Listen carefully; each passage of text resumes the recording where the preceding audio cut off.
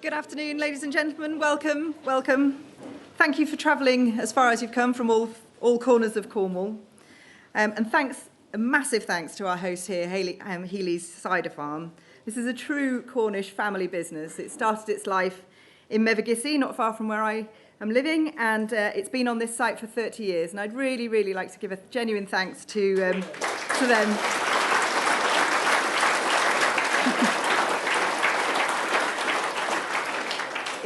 It's a great honour to be speaking today, considering I was only selected as a candidate for Truro and Falmouth a mere 3 weeks ago. Life has pressed the accelerator button somewhat, shall we say.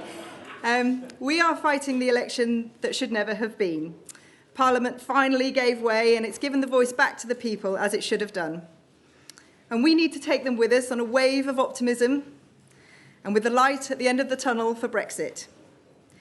Cornwall's fortunes are made mostly on farming and fishing and tourism. And to live in Cornwall, one must diversify. The fisherman is the artist. The farmer rents his holiday lets. And Cornwall must also diversify. And thanks to our Cornwall Conservative councillors yesterday, we finally have liftoff for our spaceport in Cornwall.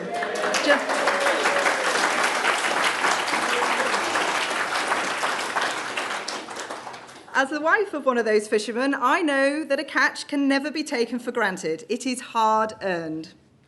And we must work hard for every single vote in Cornwall for December the 12th.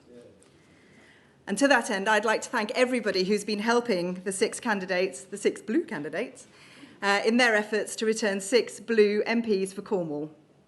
I'd also like to pay tribute to our Prime Minister, who's here with us today, and it's a great honour to have him here. I'd like to pay tribute to his positive energy and his vision for the United Kingdom and his vision for Cornwall. He has that unique ingredient. I don't think it's cider. But we're a fantastic team in Cornwall, and together, Conservatives can do wondrous things. So, ladies and gentlemen, please, join me in welcoming the Prime Minister.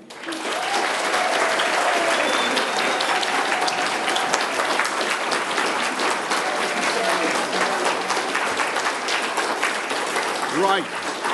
Well, thank you very much, Sharon, and how lovely to be here in this fantastic cider farm. What an amount! Thank you to the Healy family for their kindness in welcoming us. I know how difficult it is to make cider, by the way, because I've done it myself once or twice, and most of it blew up. The other bit tasted of kind of apple vinegar. Some of it was all right.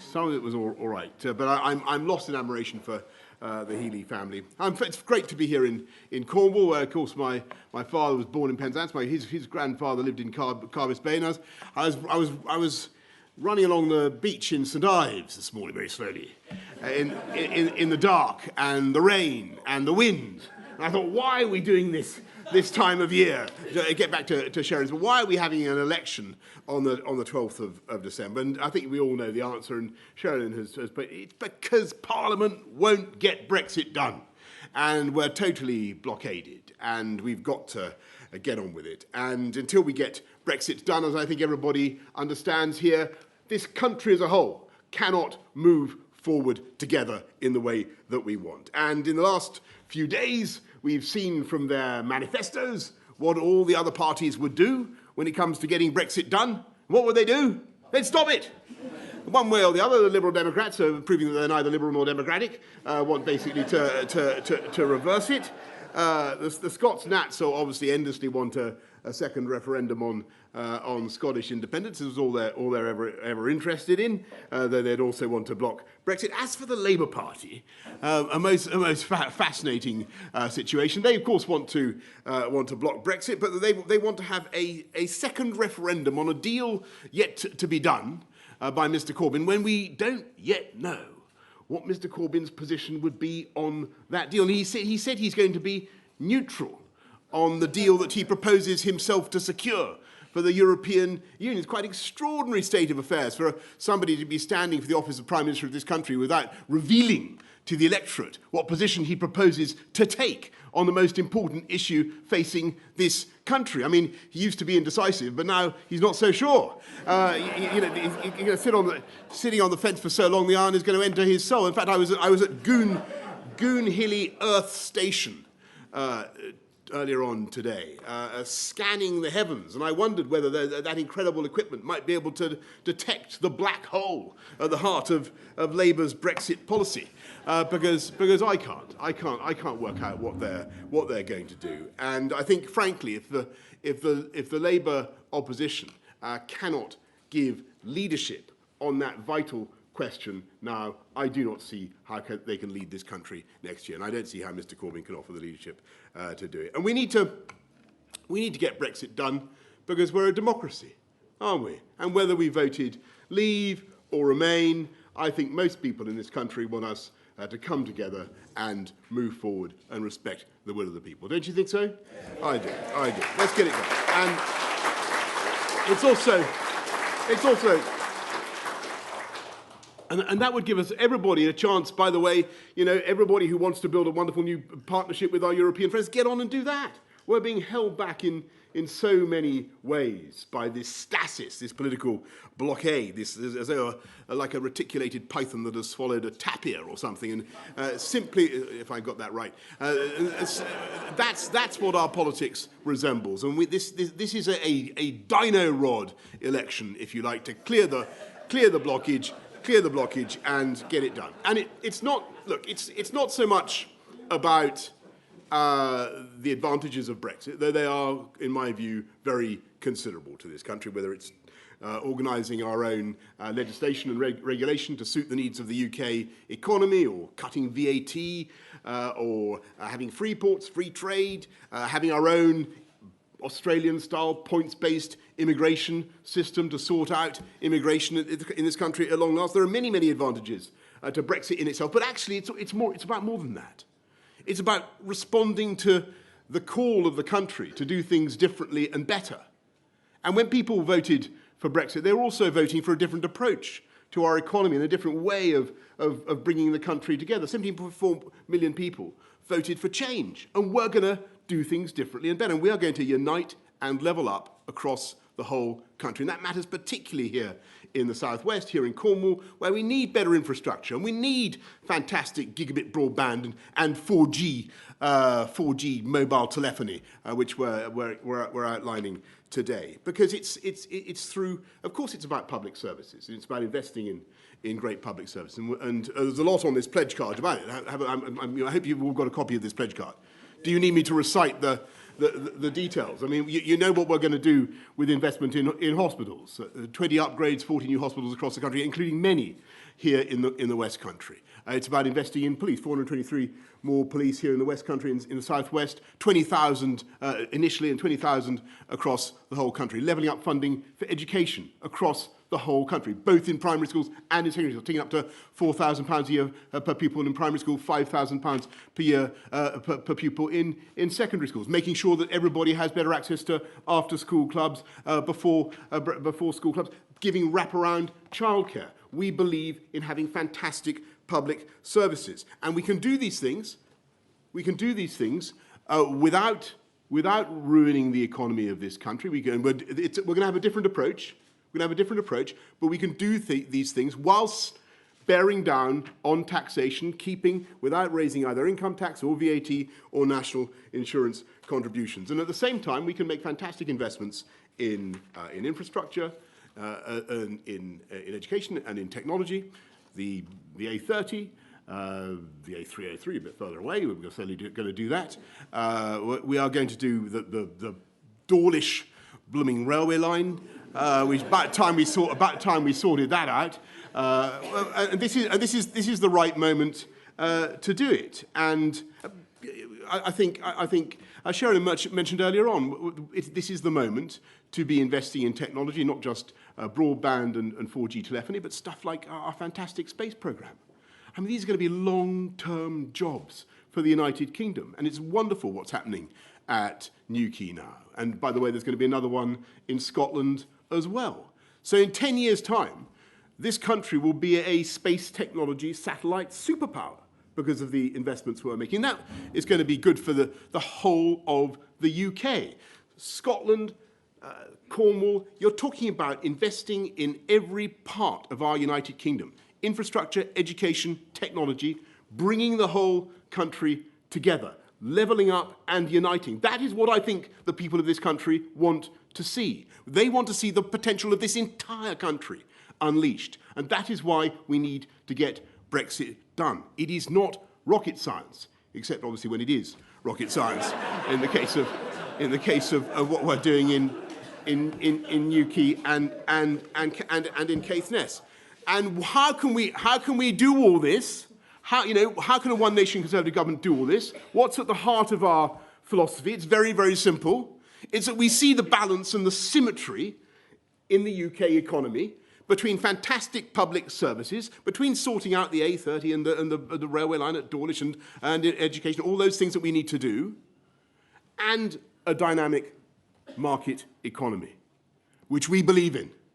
And indeed, I think we're the only party contesting in this election which truly understands and believes in the importance of wealth creation.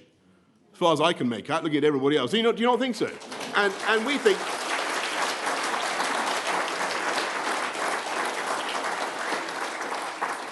And so we think when people get up early in the morning, at 4 or 5 o'clock in the morning, to get their businesses ready, whether it's a cider press or whatever, when they come up with a brilliant idea for some new product, adventurous new product, Rattler, or whatever it happens to be, and they decide to find a new market, whether at home or abroad, when they risk their own money, take out a mortgage to invest in some new product line, we don't sneer at those people, we cheer for them.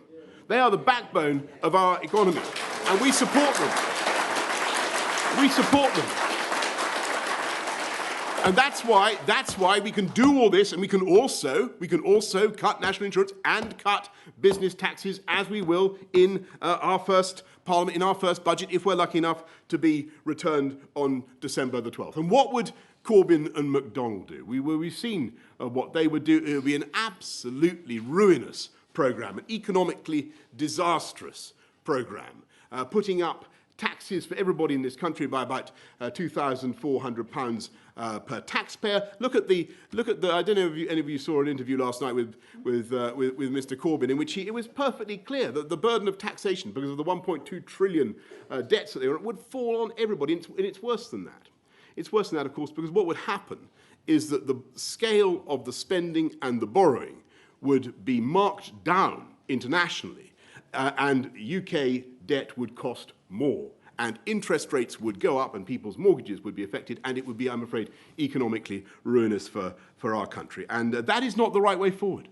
That's not the way to do it. And by the way, I don't think it's sensible to keep our economy in suspense in the way that Corbyn is proposing to do in his alliance with Sturgeon by having yet more delectable disputation about the European Union and another referendum next year. I mean, it just wastes time. It prevents people making investments. It is a total drag anchor on the UK. And as I say, I think it's amazing that we still don't know what deal Mr. Corbyn proposes to do, or whether he would be in favour of it or not. And I can just imagine how is he supposed to get that deal in Brussels? I mean, what conviction is he supposed to carry in those negotiations? Can you imagine the scene? Act 1, Scene 1, enter Corbyn, stage left. Monsieur Barnier is there, and he says, "Bonjour, Monsieur Corbyn, comment allez-vous? Tell us about this wonderful deal that you want to do." Quoi? You mean you're not even sure you're in favour of it yourself? Mais then who is in favour of it? Is Monsieur McDonnell, or Monsieur Starmer, or Madame Abbott? Are they in favour of it? And I'm afraid that the answer is no. There's only one person who's apparently backing Jeremy Corbyn's deal, and that's Jeremy Corbyn, and even he isn't backing it. And it is a totally farcical situation. It would be farcical, it would be comical, if it was not so disastrous for the UK economy. And, my friends, I just ask you to look at the distinction between the opposition and us. We have a deal. It's ready to go. It's oven ready. Just, just bung it in. It'll be done after Christmas. It'll be done before Christmas, by the way. It is there to go. All 635 Conservative candidates at this election have signed up to this deal. There has never been such an outbreak of harmony in the Conservative Party. I mean, that's a quite extraordinary thing. We have, and from every point of view, we're all across all the spectrum of views in our wonderful party, people are coming together to back this deal. Why? Because they care about their country and they love their country and they want to see it move forward. And they want to get Brexit done so that we can get on with our one nation Conservative agenda of uniting and levelling up across the country. And that is what we're going to do if we're lucky enough to be returned with a working majority on December the 12th. We will get a parliament that works for you. So I hope we can all work together to achieve that. And let's make this fantastic country. Let's continue to develop our amazing green technologies in which this part of the world so excels. And let's be carbon neutral by 2050 and Corbyn neutral by Christmas, and which I think we can achieve. And let's make sure that we take this country forward and take the South West forward with sensible, moderate, tax-cutting but compassionate Conservative policies. That is what we're going to do if we're lucky enough to be returned. There's a big, big contest still ahead of us, but with your help, I think we can do it. Thank you all very much for listening today. Thank you.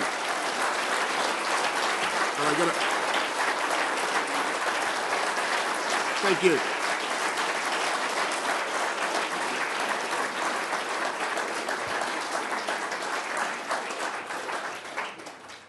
Thank you. I'm going to go to Tamsin Melville of BBC Spotlight. Tamsin.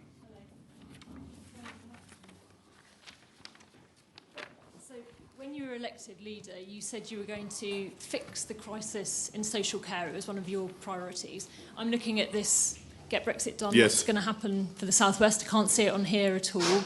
In the manifesto, there's not a lot of detail. It just says that people won't have to sell their houses to pay for their care. Don't you think the voters, particularly somewhere like Cornwall, where this is such a big issue, deserve a bit more detail on a topic like this? Yes, well, thank you, Tamsin. It is everybody heard Tamsin's question. It is a massive issue, and I was just at a hospital this morning, the West Cornwall Hospital, talking to staff about one of the pressures that they face as a result of the social care crisis, because often it's the interface between the councils and the NHS where things go wrong, and the burden is absolutely huge at the moment. So what we've done for this new Conservative government, number one, the first thing we've done is we put 1.5 billion into immediate tackling of the cost of social care for local authorities, both for adults and kids, and just for the immediate purposes. Well, we've also said we're going to have another billion a year for the life of the next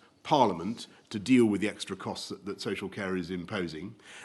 We are, point three, we're going to work now on what I think is a growing national consensus about this issue, that we need as a country to come together and agree on the way forward. And I think people can, as with the NHS, people can see the rough outlines of what we need to do. And there are two key principles, and they are, number one, that everybody must have dignity and security in old age, and number two, nobody should have to sell their home to pay for the costs of their care. And that is the plan that we will be bringing forward. And we will work across politics to get that done. I'm going to go to David Wood of ITV West Country. David. Mr Johnson, you were in Penzance this morning and you heard firsthand from nurses the pressures that they face. The Royal Cornwall Hospital, not too far from here, is on its second highest level of alert. Yes. We've not really had a cold snap yet. Last week we were sent pictures from that hospital of ambulances queuing around the back with patients not able to have room in the A&E. Liz Truss was in the county and apologised. Are you sorry for the state of this county's NHS now, 10 years of a Conservative-led government? Well, David, of course, I understand the pressures that the NHS is under, and by goodness, I really see what people are having to cope with. The numbers, one of the things that's happening at the moment, of course, is our population is getting older. People are using the NHS more and more, and by and large, people do an incredible job in our NHS, but they are, as you say, they're under huge pressure. Now, here in the southwest, we're putting another 450 million in immediately, because you're right to say that the government came in 9 years ago, but we're taking a new approach. And I make no bones about it, we are taking a new approach, particularly when it comes to funding the NHS. This is our priority. It has to be done. And we're putting 100 million into the Royal Cornwall Hospital, as I think you know. We are upgrading Truro, putting quite a lot into Truro, a new maternity unit there. What we will do is we will continue to invest in the NHS, not just in the short term. We're putting 34 billion in now, which is the biggest amount in modern memory. But we will continue to invest in the NHS for the long term, because we can manage the economy sensibly and deliver the revenues that this society will need to pay for a fantastic NHS. And that's our pledge to you, that's our guarantee. So yes, we will deliver 50,000 more nurses, and yes, some of them will be retained, but there will also be huge numbers of new nurses. We will have 6,000 more GPs and many more physiotherapists, and we'll do it by sensible management of the economy. And I have to say that it's not only that I think that Mr. Corbyn's economic prospectus is utterly ruinous, and they would take a sledgehammer to the viability of the UK economy, but schemes like the 4-day week would be absolutely catastrophic for the sensible management of all public services, including the NHS. So I think that our approach, a one nation Conservative approach, is the best way forward. But look, I'm not going to dissent from you, David. This is our priority, and we want to get Brexit done so we can get on with it. Richard Whitehouse from Cornwall Live. Hello. Cornwall Council has had to make savings of more than £370 million since 2010, and it says this is because of government cuts. Is it fair then that you've made a £2 billion pothole pledge as a key part of your manifesto? Shouldn't you be addressing the funding for local government? Well, thank you, Richard. Well, of course, we are putting much more money into local government, particularly to address the needs of adult social care, and I think that at least some of that £2 billion pothole pledge will be spent through local councils insofar as they have responsibility for the roads. But I will check that. But we are putting much more money into local government. The crisis in local government is particularly around social care, and that's where the money is going first. On the £2 billion for potholes, I can't believe it's all going to be spent by the Department for Transport. But I will check that. I will check that. Milo Perrin from Cornish Stuff. Dith da, Prime Minister, Colonel Gasteiner. Dith da. Is that right? I don't know whether I got that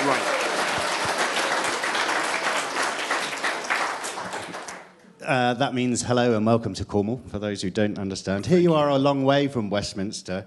In your manifesto, you said you'll produce a white paper on devolution to the regions. Yes. Is that right? But here we are in a beautiful place of the world, but it's a very socially deprived place as well, where wages can be up to £4 an hour less than a national average. How's your devolution agenda going to address situations like that? And how can our Cornish identity be guaranteed in a regionalist initiative? Milo, thank you very much. Listen, on wages, I believe in a high-wage, high-skill economy. And where it's possible, and so that's why we're actually lifting up the living wage by the biggest ever increase. And I think that will help people on low incomes. As you know, we're also cutting national insurance, which will help people on low incomes. And I think that should be our priority. And I'm just for all those who are, we have record low unemployment at the moment in this country. And it's a fantastic thing. But people do feel the squeeze. They do feel the cost of living, and we must address that.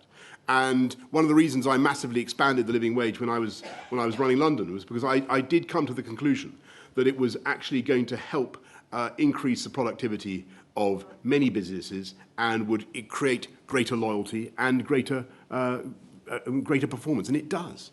And I think it's right that people should be properly paid. So we will be doing that. It will be and I accept that it's not the only thing that matters. You've also got to be doing a lot to reduce the sense of remoteness that some people have. And that's why I talk so much about technology, gigabit broadband, 4G, 5G, 6G, I think, they're coming down the line.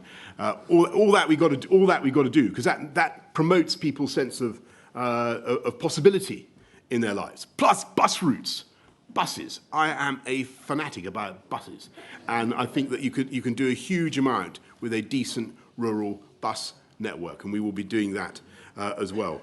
And on your point about the Cornish language, well, I'm not very proficient in Cornish. I don't think I don't know any Cornish apart from Disdar.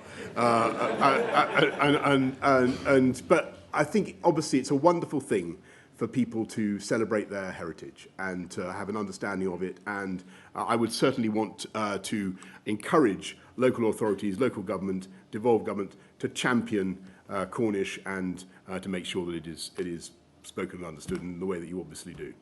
And I was in Wales. Where was I? No, I was in Wales.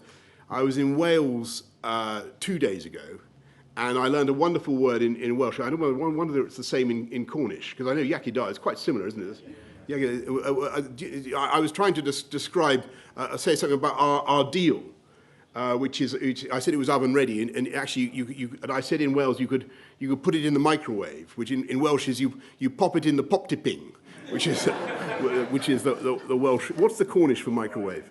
Okay.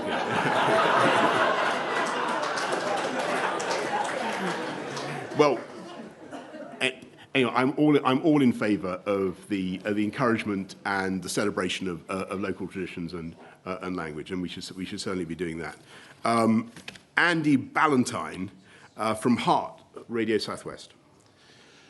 You say that the Labour Party's allegations that the NHS has been discussed in future trade talks with the US are total nonsense.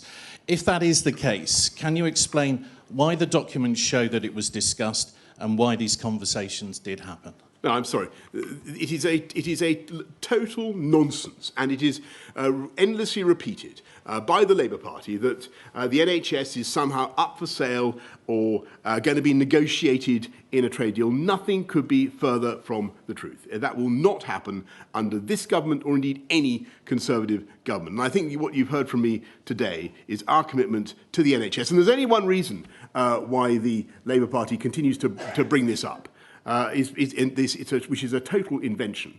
It is because they seek to distract from the great void at the heart of their principal policy at this election, which is about Brexit. And it was clear from the interview last night that Jeremy Corbyn not only is refusing to campaign for his own deal, but he can't find anybody in the Labour Party to do the job for him. And I think in the face of that kind of vacuum of leadership, to say nothing of the vacuum of leadership that they're showing when it comes to cracking down on anti-Semitism within the Labour Party, I think that is why this nonsense is continually spouted. But nonsense it is. And what we will do is get Brexit done and get on with taking this country forward, uniting, levelling up, and, as I say, making investments in the NHS on a scale not seen for a generation, which we and only we can make because we are a one-nation party that also understands the importance of a dynamic economy. And that's our pitch to the country. I hope you think it's a powerful and persuasive one. And we're going to get on and get this thing done. Anyway, thank you all very, very much for your time. I think this is going to be a very exciting last 2 weeks of the election. We've got to keep going and making our central points, and we can take absolutely nothing for granted, but we have some fantastic, fantastic candidates standing here in the Southwest, standing here in Cornwall, and I hope very much we will make sure that they are all returned to Westminster on December the 12th. Thank you all very much. Thank you.